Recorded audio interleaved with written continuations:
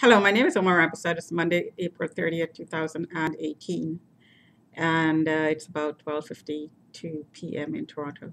So I'm going to talk about the ongoing targeting program that I'm experiencing. So I tweeted a lot of stuff this morning on my Twitter account, ROSHINI 911. That's me. Those are my tweets. I was talking about a lot of similarities between what's going on with me and the woman who was charged with murder. Um, the stories that came out as a result of that charge were things that had a lot of similarities to what I am going through. So I just pointed out those. So I think, like I said before, I think she was being gang stalked. I think she was being targeted. I think the targeting was to cover up the remote trafficking that was going on with her. I think somebody was trying to make her into a physical prostitute after remotely trafficking her, going through the program, trying to train her because she came here at 5 years old, and trying to make it full fledged, make her into a full fledged prostitute physically as well.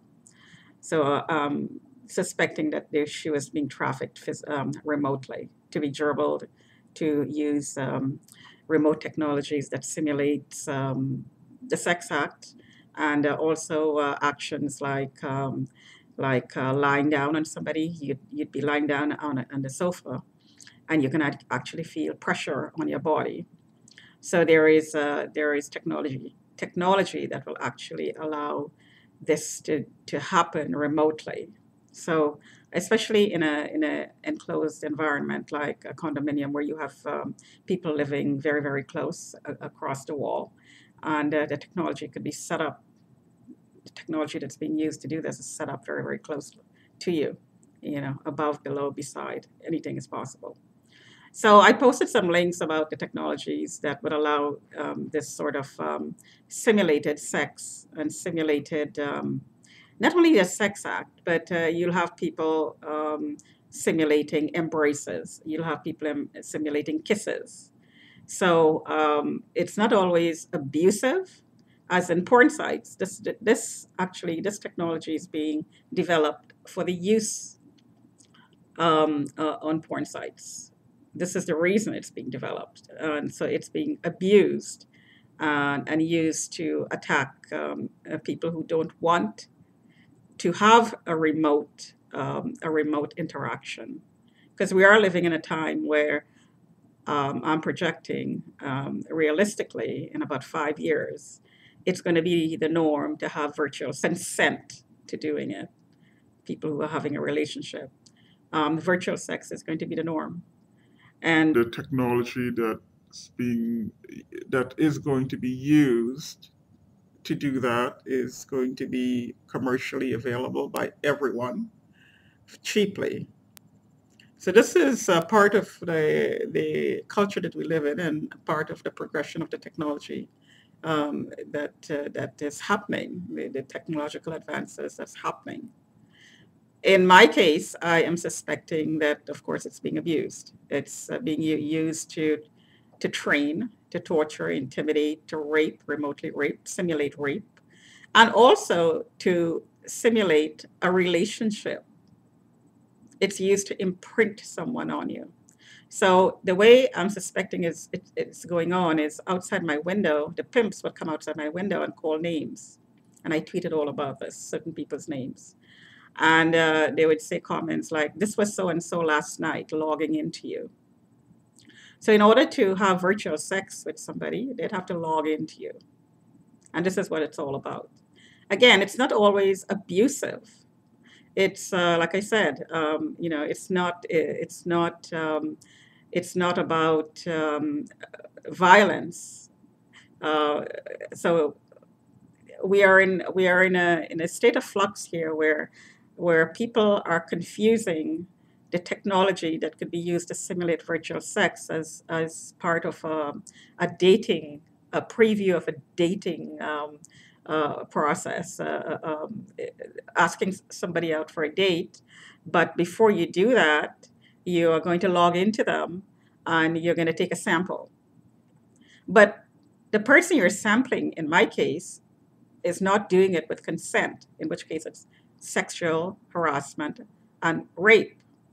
However, if you met somebody and this technology is available, and it is, and you consent to doing it, then it could be seen as part of dating.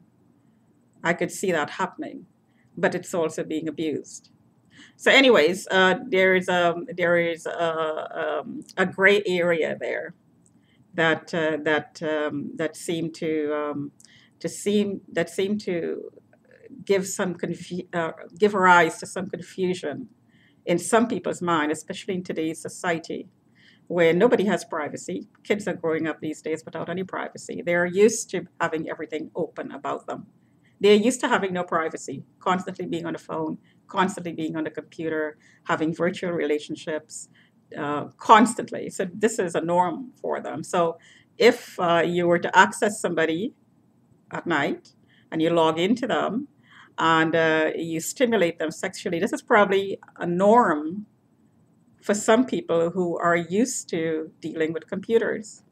In other words, we're turning into robots.